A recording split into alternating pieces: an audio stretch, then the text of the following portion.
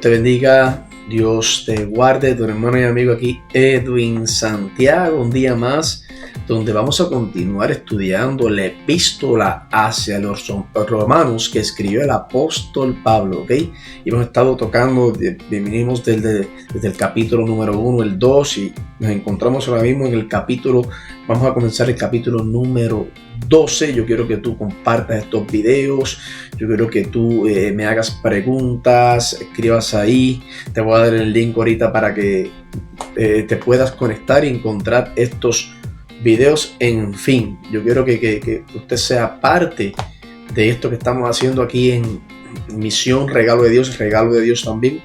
Estamos en YouTube y estamos en Facebook. De hecho, voy a poner aquí el link, voy a escribir aquí para que usted se pueda conectar con nosotros y ver todas las series que están en ese link, que se encuentra la serie del libro de Lucas, el Evangelio de Lucas, se encuentra también el libro de los Hechos completo, y estamos subiendo ahora mismo esta epístola hacia los romanos. Y hay predicaciones, hay salidas que hemos hecho a cantar, a predicar, a hacer el trabajo del Señor, porque Cristo viene y viene ya. Así que, sin más preámbulo, busque su Biblia, como siempre digo, prenda ese celular y no se me vaya a meter en ninguna red, sino métase ahí en la Biblia para buscar la palabra del Señor y vaya ahí conmigo a Romanos, capítulo 12. Vamos a tocar el capítulo 12 de esta epístola hacia los romanos. Y en este capítulo 12, esta es una de las grandes divisiones o secciones, escuche bien, que tenemos en esta carta. La primera división trataba el tema de la doctrina. La primera división de esta epístola completa del apóstol Pablo hacia los romanos, que tiene 16 capítulos, esa primera sección o división tocaba el tema de la doctrina y comprendía los primeros 8 capítulos. Cuando usted le pregunten de qué trata esos primeros 8 capítulos del libro de los Romanos, usted le va a contestar: esos primeros 8 capítulos trata de la doctrina, ¿ok? La segunda división, comprendida entre los capítulos 9 al 11, tenía como tema la dispensación. Cuando ustedes le pregunten de qué trata desde el capítulo 9 al 11, usted le va a contestar: eso trata de la dispensación. Y la última sección, que comprende los capítulos 12 al 16, habla de la obligación. Y hoy vamos a comenzar a estudiar el capítulo número 12 de la epístola hacia los romanos. Llegamos ahora a la aplicación práctica de los argumentos teológicos que hemos tenido ante nosotros. Aquí el Evangelio anda bien calzado. En la primera parte de esta epístola a los romanos, el lector vio desplegado el yelmo de la salvación y el escudo de la fe. Pero en esta última sección, los pies están calzados con la preparación del Evangelio de paz, y debemos de estar preparados para la batalla. Y especialmente en estos tiempos tenemos que estar preparados para la batalla. Debemos andar en nuestra vida y debemos correr la carrera. Bajo la santificación estamos tratando con el carácter cristiano. Bajo la santificación, que es un proceso, es una vida entera el uno santificarse para el Señor, se trata con el carácter cristiano, con el carácter del hombre. Ok, me someto a Dios todos los días, soy santificado, soy separado cada día más para Él, pero es un proceso, no es de la noche a la mañana, es una vida entera, vuelvo y repito e insisto. Antes se consideró el hombre interior, ahora es el hombre exterior el que vamos a considerar desde este capítulo 12 en adelante. Antes era la condición del creyente. Aquí tenemos la consagración del creyente. ¿Qué es la diferencia? Antes era la condición del creyente. Condición del creyente en Cristo. ¿Cómo está? ¿Okay? ¿Cómo le va? ¿Cómo estaba el creyente delante del Señor? ¿Cuál es la posición? ¿Cómo Dios nos ve? En este capítulo 12 vamos a ver la consagración del creyente, cómo el creyente se sumerge en la santificación, en el vivir para Dios, en el seguir las reglas estipuladas aquí en este libro por amor. Anteriormente vimos quién era el creyente. Ahora veremos lo que hace el creyente. ¿Qué hace el creyente? Vamos a aprender cómo se tiene que comportar, qué tiene que hablar, qué no tiene que hablar, con quién se junta, con quién no se puede juntar. Todas esas cosas lo vamos a ver en este capítulo 12. Hemos visto los privilegios de la gracia.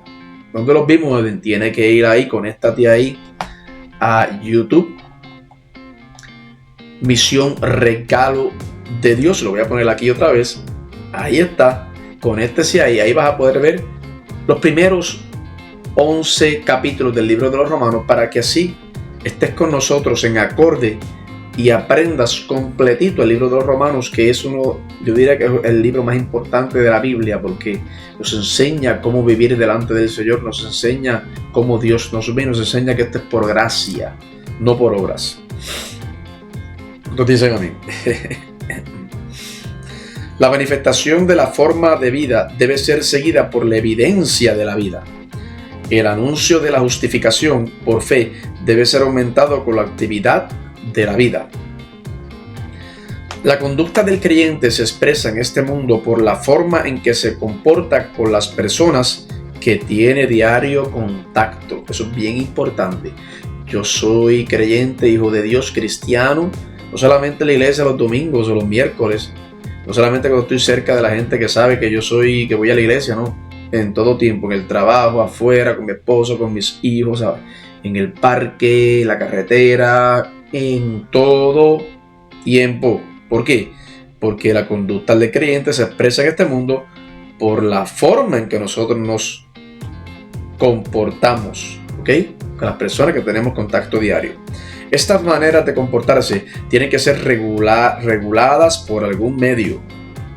Es muy difícil dictar reglas de conducta, pero el apóstol Pablo no está haciendo eso.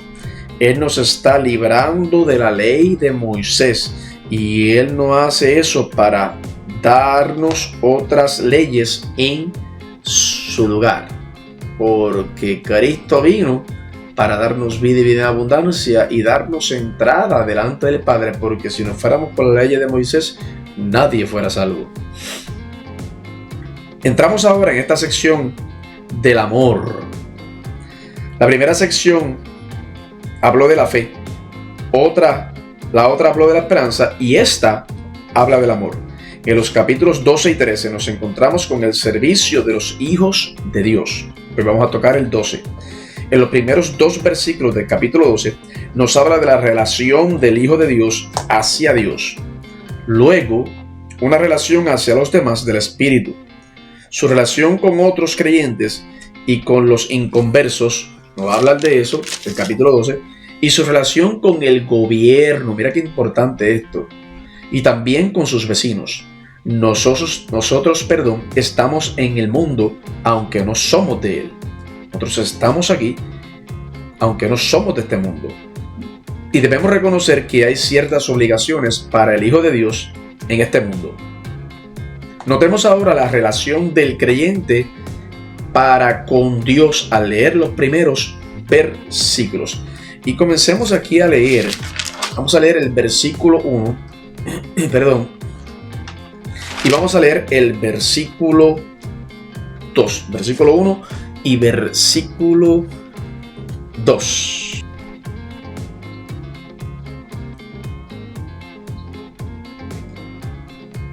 Así que, hermanos, os ruego por las misericordias de Dios que presentéis vuestros cuerpos en sacrificio vivo, santo, agradable a Dios, que es vuestro culto racional.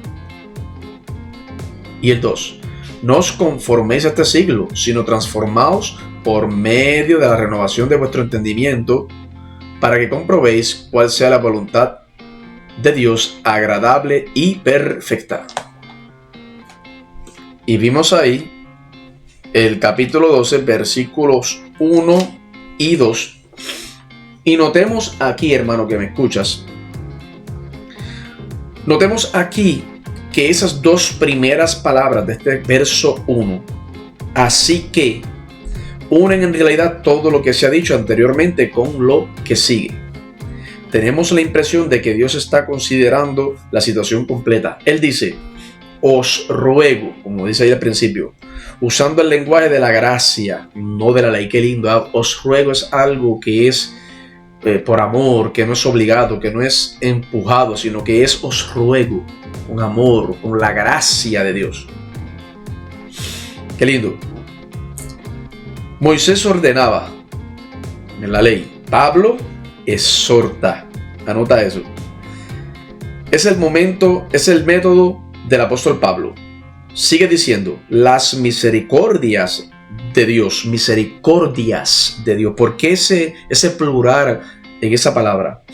El plural es una forma hebrea destaca la abundancia de la misericordia de Dios. Dios es rico en misericordia. ¿Cuántos dicen amén? Él tiene misericordia en abundancia. Él tiene compasión, piedad y ternura de parte de Dios. Y luego se nos pide que presentemos nuestros cuerpos. Y esta parte hay que explicarla. Anota, por favor. Porque mucha gente no entiende esta parte. Que presentemos nuestros cuerpos en sacrificio vivo. Esta es la misma palabra que fue utilizada allá en el capítulo 6. Y se ha sugerido que su uso en este capítulo es en relación con la mente. Mientras que aquí es en relación con la voluntad. Presentéis nuestros cuerpos en sacrificio o presentad nuestra voluntad completita al Señor. Cuando dice vuestros cuerpos, se refiere a nuestra personalidad completa. Entregad nuestra personalidad completa al Señor, sin dejar nada fuera. El cuerpo es el instrumento por medio del cual nos expresamos. La mente, nuestros afectos, nuestra voluntad y el Espíritu Santo pueden utilizar nuestros cuerpos. Escúchate eso, repito. La mente, nuestros afectos, nuestra voluntad y el Espíritu Santo, todos pueden utilizar nuestros cuerpos. En 1 Corintios, capítulo 6, versículo 20 dice, y vamos a buscarlo.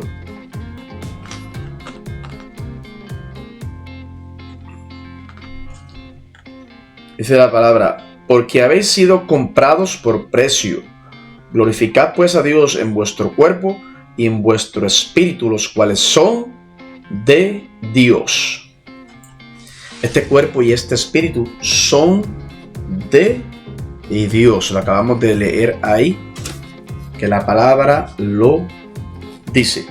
Y también podemos ver en Filipenses capítulo 1, versículo 20. Filipenses capítulo 1, versículo 20. Vamos a buscarlo ahí. Dice, conforme a mi anhelo y esperanza de que en nada seré avergonzado. Antes bien, con toda confianza, como siempre, ahora también será magnificado Cristo en mi cuerpo, o por vida o por muerte. Vemos al apóstol Pablo diciendo que él glorificará al Señor en su cuerpo, por vida o por muerte, y por nada será avergonzado. Está diciendo aquí el apóstol Pablo. Este cuerpo es el templo del Espíritu Santo. ¿Ok? Repito, este cuerpo es el templo del Espíritu Santo. ¿Dónde está eso, Edwin? Eso está en 2 Corintios, capítulo 4, versículo 10. Llevando en el cuerpo siempre por todas partes la muerte de Jesús, para que también la vida de Jesús se manifieste en nuestros cuerpos. Este cuerpo es el templo del Espíritu Santo de Dios. Ese es el culto racional, escúchame bien, y agradable, hermano y amigo que me escucha. Y eso es razonable. ¿Cuánto lo creen?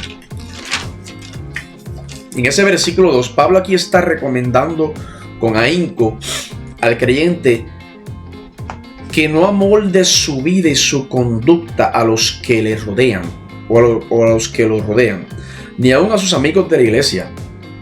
Yo sabía esto, hay tantas personas que cuando se juntan en una reunión que aparentemente se reúnen 2 o 3 veces por semana, asumen una fachada que no tiene nada de verdadera. ¿Cuánto has visto esas personas así en las iglesias? Que en la iglesia son una fachada, son santos, son amigables, son tremendos, pero salen de la iglesia, te los encuentras en McDonald's, te los encuentras en Walmart y ni te miran ni te reconocen. Es otra persona completamente. Hay muchos así, muchos actores. Digo actores por no decir hipócrita, que significa el que actúa. Ellos son súper santos y cuando se reúnen los domingos por la noche, uno no creería que acaban de hacer brillar sus areolas. No son normales ni naturales. Sin embargo, si usted quiere oír toda clase de chismes, usted puede reunirse con ese grupo y ellos continúan poniendo la misma fachada. Lamentablemente hay muchas personas así.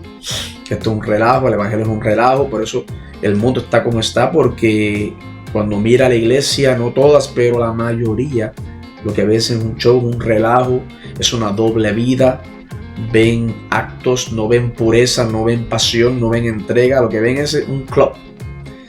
Y por eso el mundo está como está. Tenemos que hacer un mejor trabajo, dejarnos de charlatanería y buscar a Cristo mientras pueda ser hallado, predicar la palabra, no agarrar un altar para criticar, no agarrar un altar para el tira y jala, sino para predicar la palabra. Hagamos el trabajo, que bastante trabajo hay que hacer. El Hijo de Dios no tiene que ser así. No tenemos que ser de esa forma, de ninguna manera. Tenemos que ser normales y naturales. A veces, los que felicitan y dan palmadas en la espalda, esos a veces que te dicen qué bueno, que bien lo hiciste, a veces son los peores enemigos. Tenemos que ser genuinos. ¿Ok? Mira lo que dice en 2 de Corintios, capítulo 3, versículo 18. 2 de Corintios, capítulo 3, versículo 18. Por tanto, nosotros todos mirando a cara descubierta, como en un espejo, la gloria del Señor, somos transformados de gloria en gloria en la misma imagen, como por el Espíritu del Señor. Y tengo otra porción bíblica ahí mismo que quiero compartir con ustedes, y esa está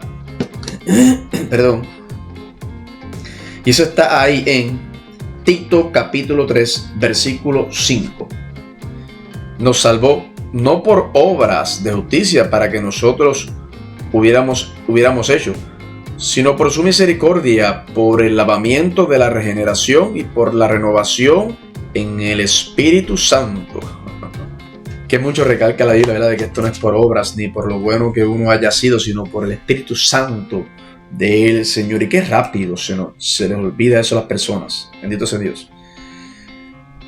Dejando que el Espíritu Santo de Dios sobre nosotros, el creyente probará que la voluntad de Dios es buena, agradable y perfecta. Como yo compruebo y como yo pruebo al mundo que nos ve, ¿ok?,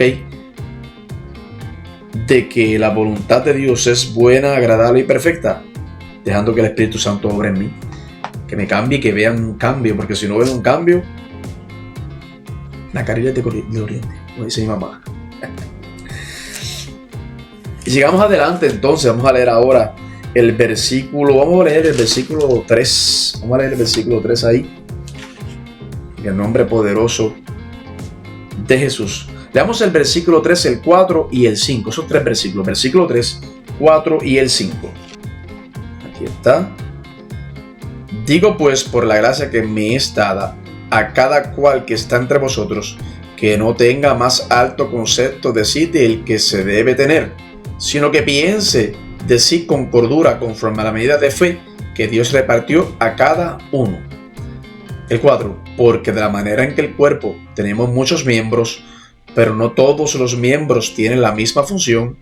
El 5. Así nosotros, siendo muchos, somos un cuerpo en Cristo, y todos los miembros unos de los otros.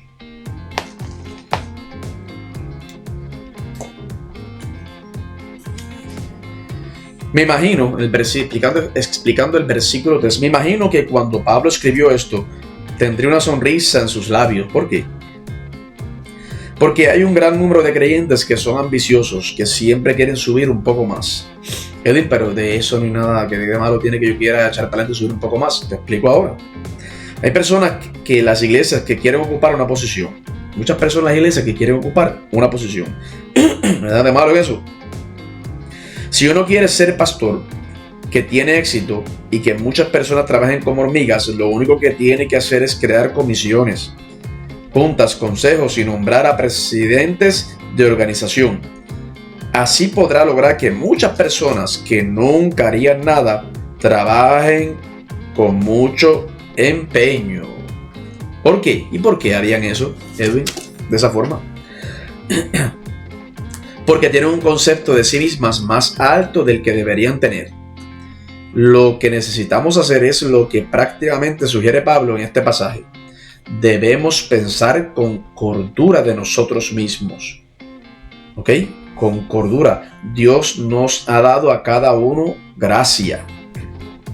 Él dice, por la gracia que me es dada, o sea, Pablo dice, hago esto porque Dios me escogió y eligió como apóstol. O sea, Pablo dice, por la gracia, es un favor. Es algo inmerecido, y porque Dios me escogió lo hago, no porque yo me crea mejor que nadie o que yo diga yo tengo las habilidades, que bueno, que tremendo soy, no, por gracia, porque Dios lo eligió. Así lo dice Pablo, así lo expresa Pablo.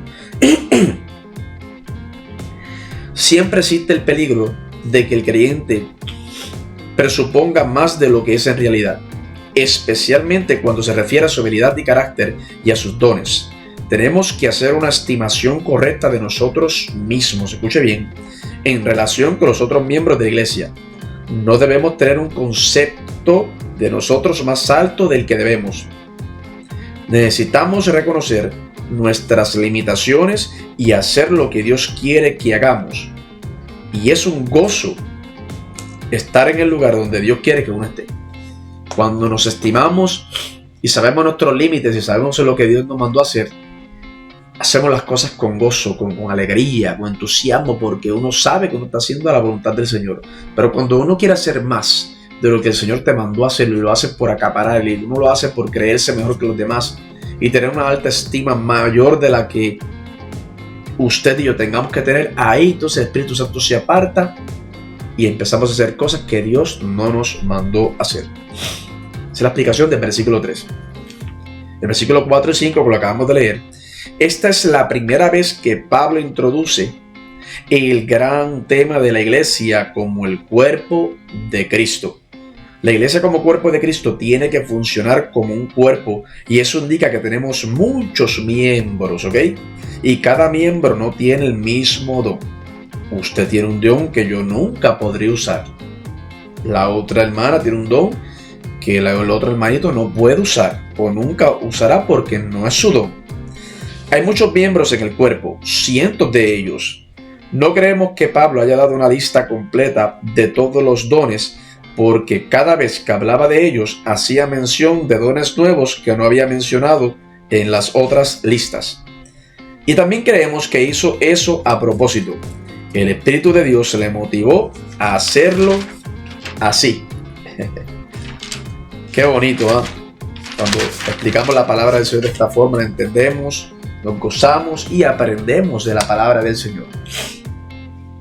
Leamos ahora el versículo 6, 7 y 8. Vamos a leer el versículo 6, 7 y 8 de la epístola hacia los Romanos, capítulo 12.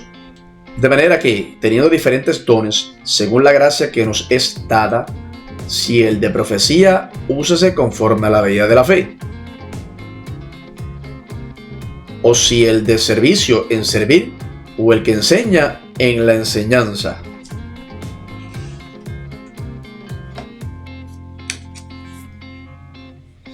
El que exhorta a la exhortación, el que reparte con liberalidad, el que preside con solicitud, el que hace misericordia con alegría.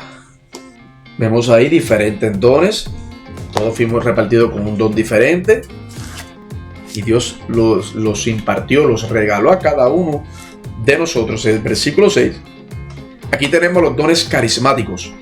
La palabra griega para dones tiene la misma raíz que la palabra gracia. Repito, la palabra griega dones dones tiene la misma raíz que la palabra gracia. Se puede traducir como gracia o don gratuito. Estos fueron dados por el Espíritu de Dios. En Efesios 4, versículo 11, el apóstol Pablo, hablando de Cristo, dice: y él mismo constituyó a unos apóstoles, a otros profetas, a otros evangelistas y a otros pastores y maestros. Ahí vemos que Dios mismo fue el que constituyó a unos apóstoles, a otros profetas y a otros evangelistas. Fue Dios mismo el que repartió. ¿Okay? Lo dice la palabra de el Señor. Ahora, lo que él hizo fue dar a la iglesia hombres que tenían los dones de ser apóstoles, profetas y evangelistas. Eso es lo que está diciendo allí, lo que acabamos de leer. En el versículo 6, donde dice: de manera que teniendo diferentes dones, ahora cada miembro del cuerpo de Cristo tiene un don. Todos tienen una función y los dones son diferentes. Por eso no quiere decir que algunos no tenían dones. Cada individuo en la iglesia, escuche bien, tiene un don de Dios para con nosotros. Cuando Dios lo salva, Él lo pone usted en el cuerpo de creyentes y usted debe funcionar. No como una máquina, sino como miembro del cuerpo, un organismo viviente, porque estamos en el cuerpo de Cristo.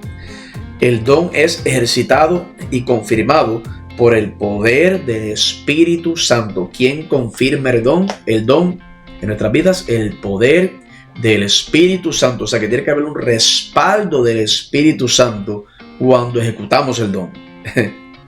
Creemos que el creyente tiene que probar su don.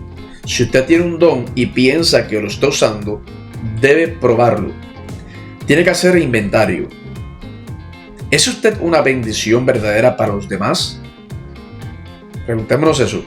¿Está usted edificando la iglesia o está dividiendo la iglesia?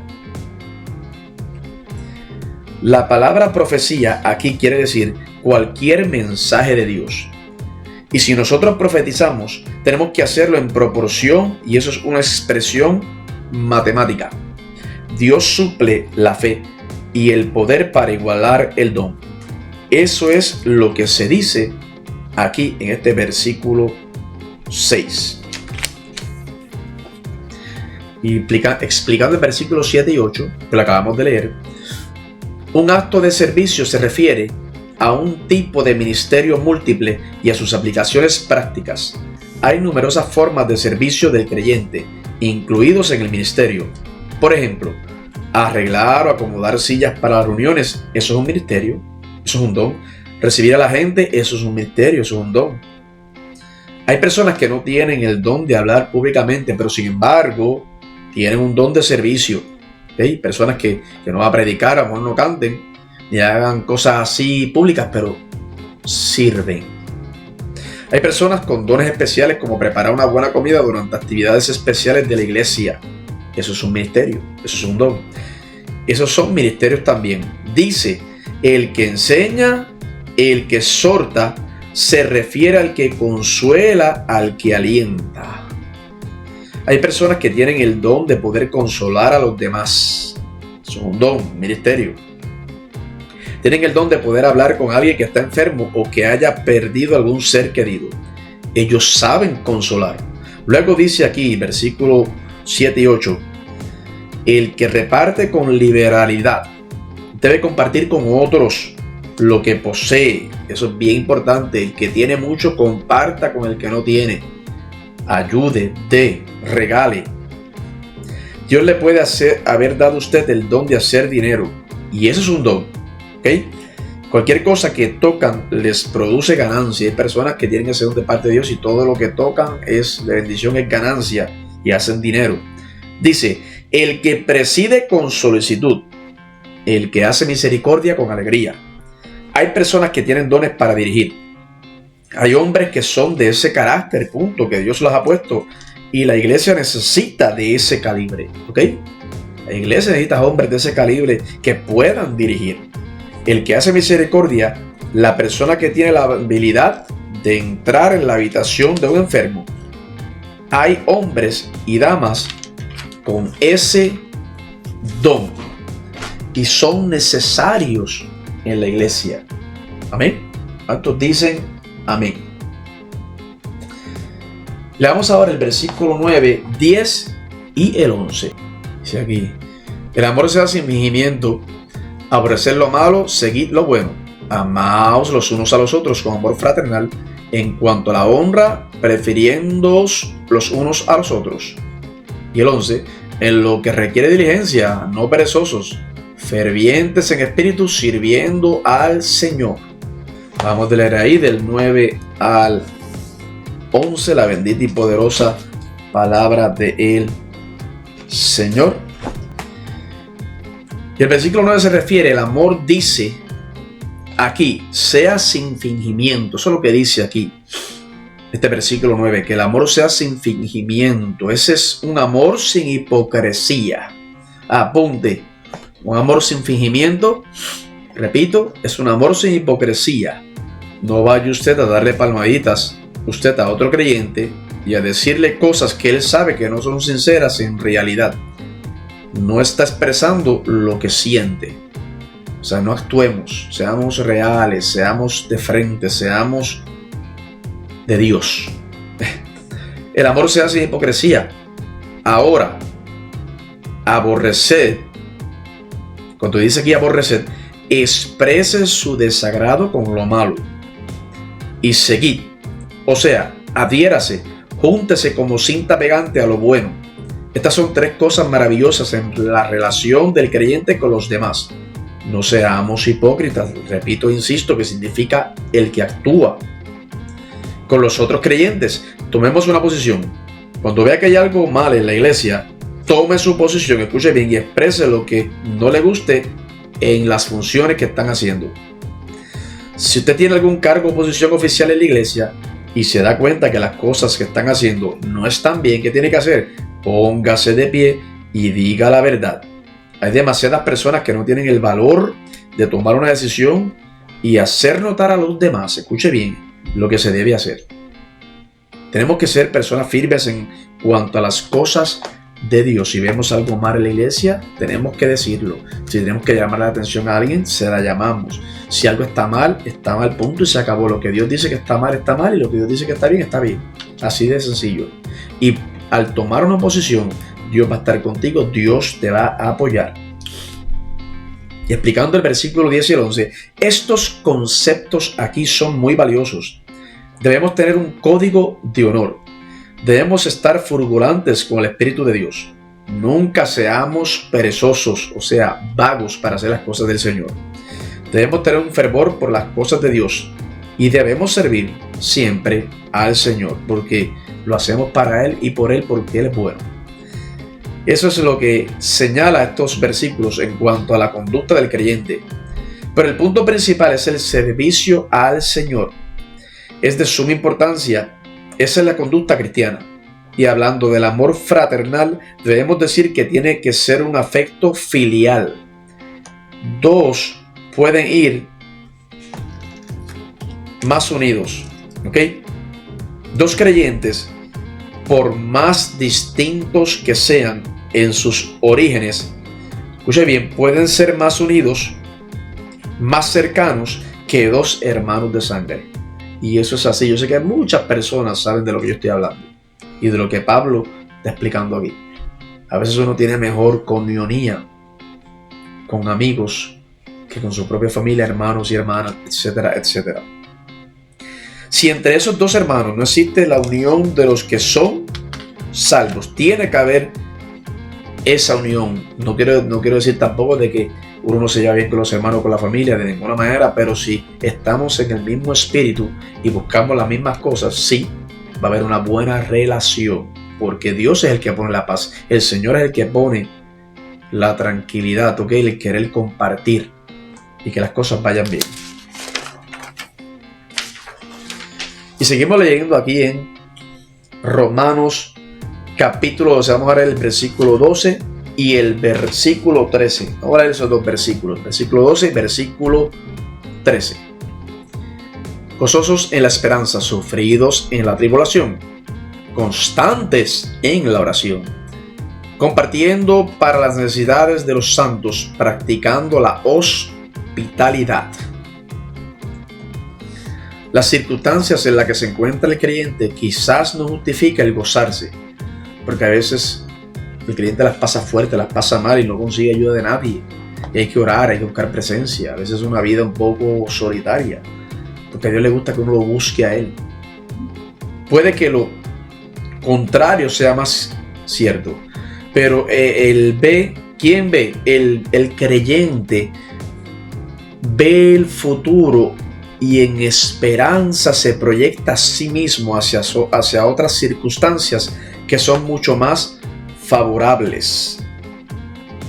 Y esto es tremendo, esto hay que practicarlo, porque este evangelio es por fe. Tenemos que declarar, tenemos que decir, sí, las cosas están así ahora, pero van a cambiar en el nombre poderoso de Jesús. Sí, yo estoy enfermo ahora, pero Él me ha dicho que Él me ha sanado, porque por su llaga soy sanado. Sí, mi matrimonio está en crisis, pero el que comenzó la obra la va a terminar. Él tiene cuidado de mí y de mi familia. Eso es proyectarse en fe en el nombre poderoso de Jesús. Lo que Pablo está diciendo aquí es, gozaos en la esperanza. Y después dice, sufridos, es decir, pacientes en la tribulación. Esto es algo muy difícil. Ser paciente en la tribulación, difícil. También dice constantes en la oración. ¿Ok? Debemos ser hombres y mujeres de oración. ¿Cuántos dicen? Amén. Tenemos que vivir en oración. Eso es súper importante. Nos comunicamos con Dios. Dios nos tranquiliza. Dios mantiene nuestras emociones en jaque. ¿Ok? No sale el viejo hombre, no sale la bestia a veces que uno tiene por dentro. ¿Cómo se aguanta eso? ¿Y cómo se hace eso? En oración. Tanto que el Espíritu Santo te trabaje, te diga esto es lo que tienes que hacer. No, eso está mal, Edwin, no vuelvas a hacer eso. En oración de rodillas, doblegando esta que se quiere alzar siempre.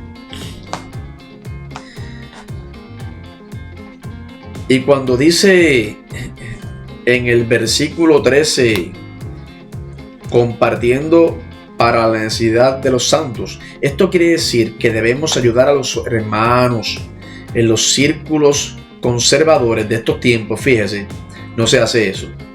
No se ayuda mucho al hermano, se olvida, soy el yo primero, yo segundo, yo tercero, o se lo dan todo al pastor, bendito sea Dios, y nos olvidamos de los hermanos de la iglesia. A veces queremos ayudar al mundo entero cuando nuestro hermanito de al lado está en necesidad y le preguntamos nada.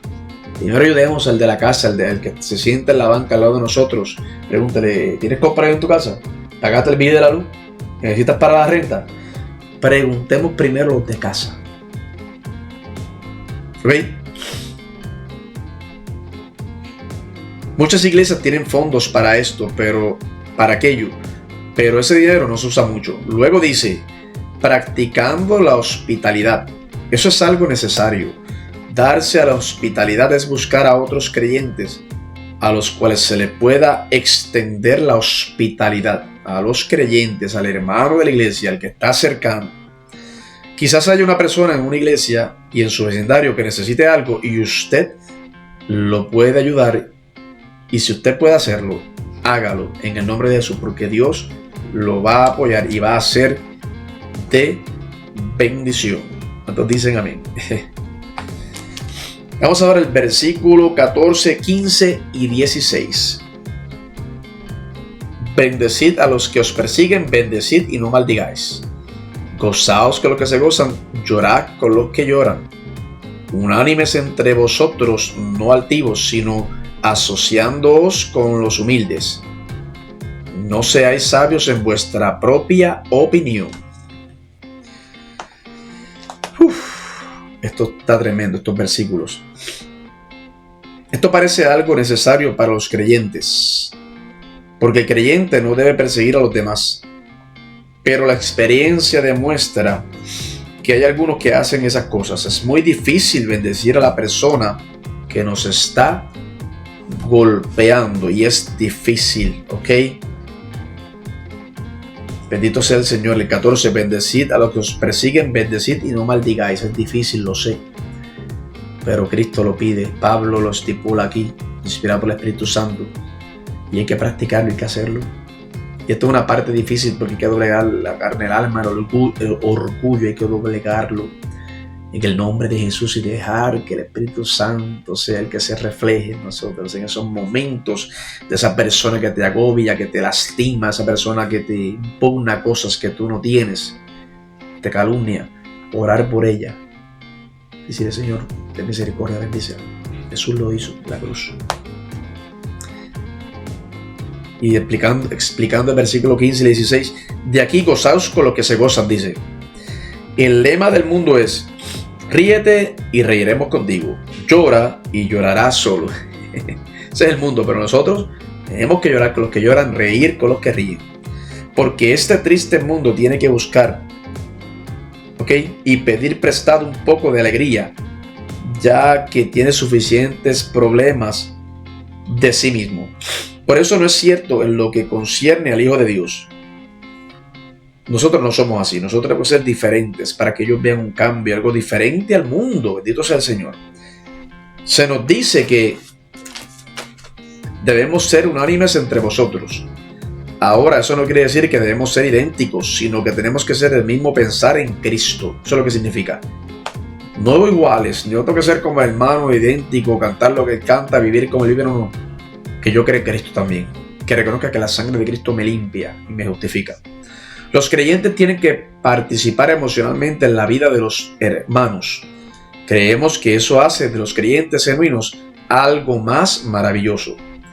Hay muchos creyentes que llegan a formar parte de nuestra vida y eso es maravilloso. Dice que no debemos ser altivos, sino asociándonos con los humildes. También dice: no seáis sabios en vuestra propia opinión. ¿Qué le parece este mandato? No seamos altivos. No seamos altivos. No se puede ser altivo, punto. Hay que ser humilde, hay que practicarlo todos los días.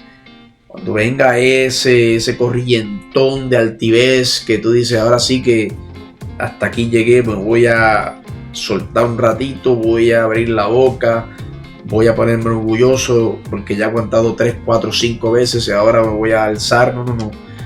Te prenden el nombre de Jesús y dicen: no, porque Cristo no me ha enseñado esto, el Espíritu Santo me está dictando que haga lo contrario y voy a hacerle caso a Él y no a lo que Edwin Santiago quiera. No seamos altivos. A muchos de los santos de hoy que piensan que están muy arriba espiritualmente, pero en realidad no lo están. ¿Ok? En realidad no lo están. Y quiero leer lo que dice aquí en Filipenses capítulo 2 versículo 5.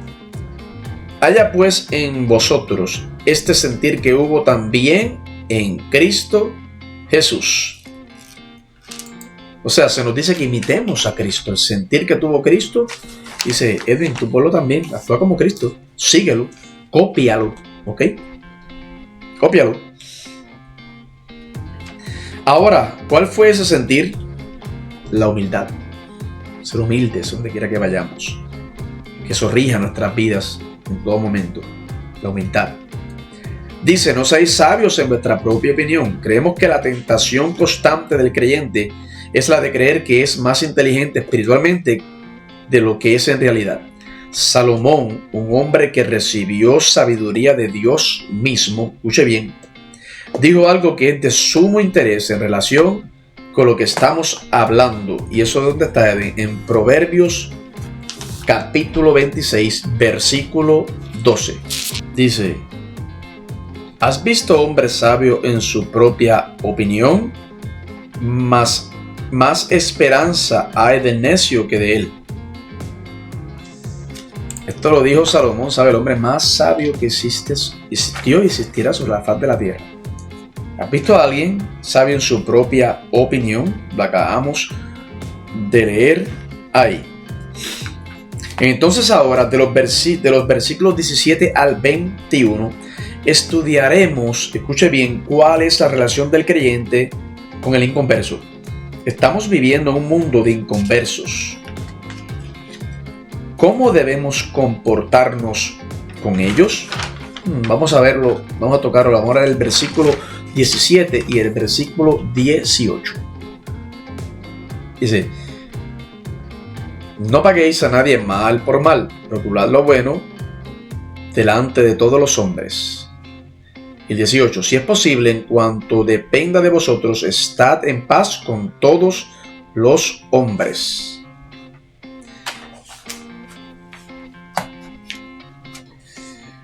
No paguéis a nadie mal por mal, dice ahí.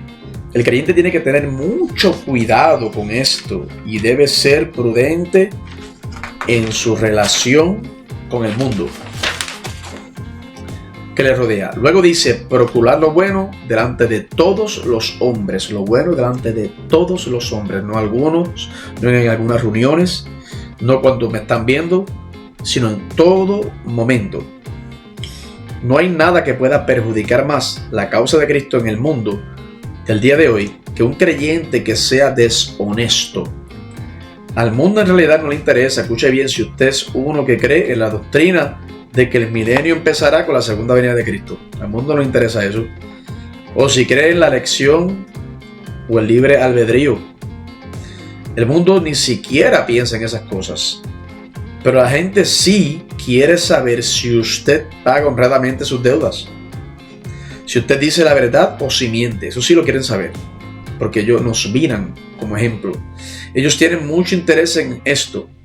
Y le pregunto y me pregunto yo: ¿es usted una persona en la cual se puede depender y se pueda confiar para hacer algo? ¿Puede usted ser un buen amigo de un incrédulo de manera que él pueda confiar en usted? Hágase esa pregunta, amigo que me escuchas, creyente que me escuchas. Esto es mucho mejor que andar repartiendo literatura en muchos casos. El valor, escuche bien esto, el valor no está en la literatura, en los tratados en sí, en muchos casos, sino en las huellas que nosotros estamos dejando en este mundo. Ahí está lo importante. ¿Qué huella estoy dejando yo en este mundo? Cuando salgo, cuando hablo, cuando me proyecto. Hay ciertas personas con las cuales es casi imposible vivir. Yo estoy explicando el versículo 18 cuando dice: a lo que nosotros respecta, en paz con todo el mundo. Pero hay personas que son difíciles. Ellos no lo dejan vivir a uno en paz con ellos. Este versículo no nos está diciendo que tenemos que llevarnos bien con todo el mundo. Escuche bien esto. Sino que en cuanto dependa de nosotros, nuestro mayor esfuerzo, tenemos que hacer todo lo que podamos y dejarlo allí. Habrá muchas personas con las cuales no nos llevaremos bien. Así que no se frustre, hay personas que no vamos a tener relaciones, punto. Por tanto, es bueno que pensemos en lo que se nos dice aquí, ¿ok? En cuanto a nosotros, ¿ok? En cuanto dependa de nosotros, demos nuestro mejor esfuerzo en el nombre de Jesús y que Dios y el Espíritu se encarguen del resto. Leamos ahora el versículo 19, 20 y 21. No os venguéis vosotros mismos, amados míos, sino dejad lugar a la ira de Dios, porque escrito está: mía es la venganza, yo pagaré, dice el Señor. Así que, si tu enemigo tuviere hambre, dale comer. Si tuviere sed, dale de beber, pues haciendo esto, ascuas de fuego amontonarás sobre su cabeza. Y el último aquí dice del versículo 12, del capítulo 12, dice: no seáis vencidos de lo malo, sino vence con el bien el mal. Hermosa palabra del Señor. Esta es una de las normas más grandiosas que encontramos en la palabra de Dios.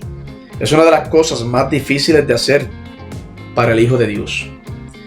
Cuando alguien nos golpea en la mejilla derecha, es muy difícil volver a la otra. Creo que nosotros somos como la persona a la que golpearon la mejilla, se levantó del suelo e hizo como dice la Biblia, volvió su otra mejilla, ¿ok? Y lo hizo y le dieron otra vez, ¿ok?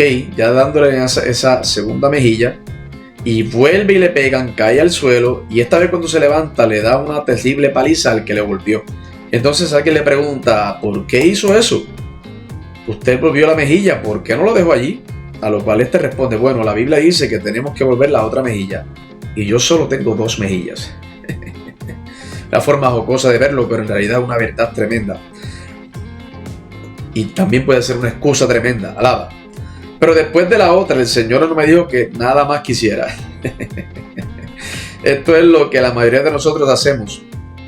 Hacemos lo que pensamos que tenemos que hacer. Usted y yo sabemos que es muy difícil no volver a pegar, pero en el instante que usted y yo tomamos el asunto en nuestras manos y tratamos de solucionarlo nosotros mismos, estamos quitando las cosas de las manos de Dios. Hay que dejar la venganza, la batalla al Señor en todo tiempo, ¿ok? En todo tiempo al Señor.